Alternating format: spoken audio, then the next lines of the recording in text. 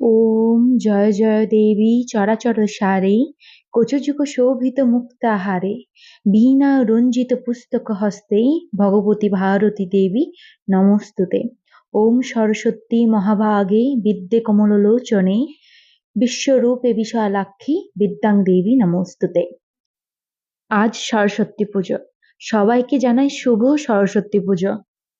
আজ আমাদের বাড়িতেও পুজো আছে, তার জন্য সকাল সকাল স্নান করে আমি হলুদ শাড়ি পরে রেডি হয়ে গেছি। চলুন আপনাদেরকে আমাদের বাড়ির মা সরস্বতীকে দেখাই। আমাদের বাড়ির মা সরস্বতী কেমন হয়েছে অবশ্যই কমেন্ট করে জানাবেন।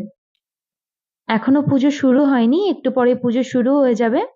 এখানে সমস্ত জোগাড় সব হয়ে গেছে। এদিকে রয়েছে ফল, গোটা ফল, লাড্ডু, বাকি সমস্ত কিছু এইদিকে জোগাড় হয়ে গেছে। আপনাদের সাথে একটা ছোটবেলার মজার গল্প শেয়ার করি। ছোটবেলায় সরস্বতী পুজোর আগে প্রত্যেকবার আমি কুল খেয়ে নিতাম। আর মা ততবারই আমাকে বলতো, কুল খেয়ে নিচ্ছিস, পাস কিন্তু করতে পারবি না। আর যখন পুজো হতো তখন মা সরস্বতীকে বলতাম, মা আমাকে পাস করিয়ে দিও, আমি কিন্তু নেক্সট বার থেকে আর কুল খাবো না। আর প্রত্যেক বছর আমি কুল খেয়েই নিতাম, মনেই থাকতো না আমার কথাগুলো। তো খুব মজা করে ছোটবেলাকার দিনগুলো কাটিয়েছি। সরস্বতী পুজো মানেই বাঙালির কাছে একটা আবেগের জিনিস। ছোটবেলায় শাড়ি পরে স্কুলে যাওয়া, বন্ধুদের সাথে একসাথে বসে খিচুড়ি খাওয়া, প্যান্ডেলে প্যান্ডেলে ঘোরা, এগুলোই ছিল খুব মজার একটা ব্যাপার। আর যখন সবাই মিলে পুষ্পাঞ্জলির সময় বলতাম, তুমি নাও মা পুষ্পের ভার, আমাকে দাও মা বিদ্যার ভার, তখন যেন একটা আলাদাই অনুভূতি হতো। আর সরস্বতী পুজোর সকাল থেকে শুরু হয়ে যেত আমাদের বিশাল ব্যস্ততা। বাসক ফুলতলায় আলপনা দেয়া, মণ্ডপ সাজানো, এই সব কাজের মধ্যে যে কি আনন্দ ছিল তা বলে প্রকাশ করা যাবে না। আর সব থেকে মজার কি লাগতো বলুন তো, ছোট্ট ছোট্ট বাচ্চারাও হলুদ শাড়ি পরে স্কুলে আসতো। এত সুন্দর লাগতো তাদেরকে দেখতে। তাই এসব কথা মনে করে আমিও পরে নিয়েছি হলুদ শাড়ি। তো এখন আমি ফল কাটছি, একটু পরে পুরোহিত মশাই চলে আসবে। এরপর হবে আমাদের সিজানো, তার জন্য এখানে হাঁড়ি বসানো হয়ে গেছে। আর এই দিকে রয়েছে 7 রকমের ডাল, রয়েছে বেগুন, আর রয়েছে নতুন আলু, বোতা শাক এবং সিম। মা এখন ভালো করে ডালগুলোকে ধুয়ে নিচ্ছে। এরপর এক এক করে ডাল এবং সব সবজিগুলো দিয়ে দেওয়া হবে হাঁড়ির মধ্যে। বসন্তকালে বসন্ত রোগের হাত থেকে রক্ষা পাওয়ার জন্য সবাই সিজানো খেত। কারণ সিজানোতে থাকে বিভিন্ন রকমের ডাল এবং সবজি, যা অ্যান্টিপক্স প্রতিরোধে সাহায্য করে। আর এটা যেদিনে বানানো হয় সেই দিনে খাওয়া হয় না, হয় তার পরের দিনে, অর্থাৎ বাসি করে খাওয়া হয়। এদিকে প্রায় সব সবজি দেওয়া হয়ে গেছে। এরপর মা দিল সজনে ফুল। এখানে সবকিছুই গোটা দেওয়া হয়, গোটা আলু, গোটা সিম, গোটা মটর, সমস্ত কিছু গোটা দেওয়া হয় বলে একে গোটা সেদ্ধ বলা হয়।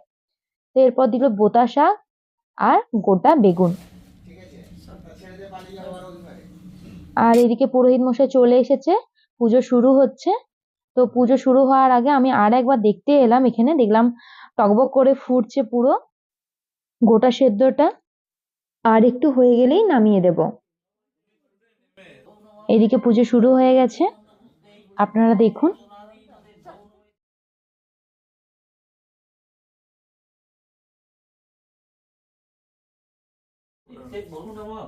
ওম গঙ্গে যমুনাশ্চৈব গোদাবরী সরস্বতী নর্মদে সিন্ধু কাবেরী জলহস্তিন গণপতি পূজা পূর্বক শ্রী শ্রী সরস্বতী পূজা কালে সন্নিধিং কুরু এষ স্নানীয় জলম।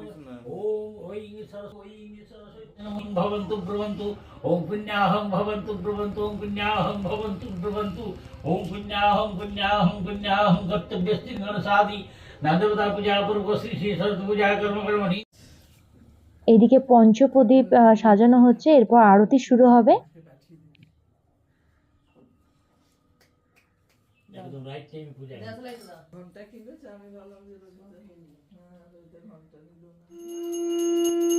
আরতি শুরু হয়ে গেছে। বাবু কই? ঠিক করে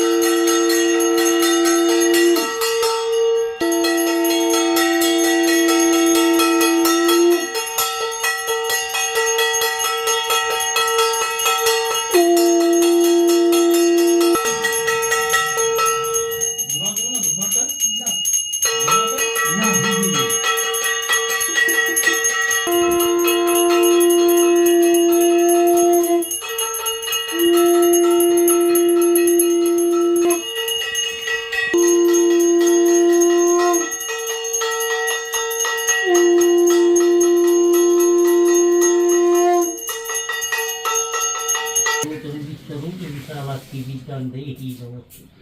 জয় মা। পুজো কমপ্লিট। এরপর আমাদের শুরু হবে রান্না তোড়জোড়, কারণ আমাদের রান্না আছে, অর্থাৎ যে রান্নাগুলো আজকে হবে সেগুলো কালকে বাসি করে খাওয়া হবে। তো এইদিকে মা বাঁধাকপির আলুটা ভাজছে এখন। এইদিকে রয়েছে পাঁচমিশালি সবজির ভাজা সবজিগুলো। এদিকে রয়েছে সজনে ফুল, কুমড়ো, এদিকে শাক, এদিকে আরো একটা চচ্চড়ির ডাঁটাগুলো সিদ্ধ করে রাখা রয়েছে। আর এইদিকে বাইরেটাতে হচ্ছে ইন্ডাকশনে আলু ভাজা, বেগুন ভাজা হবে, শিম ভাজা হবে, ফুলকপি ভাজা হবে। এখন আলু ভাজাটাই হচ্ছে।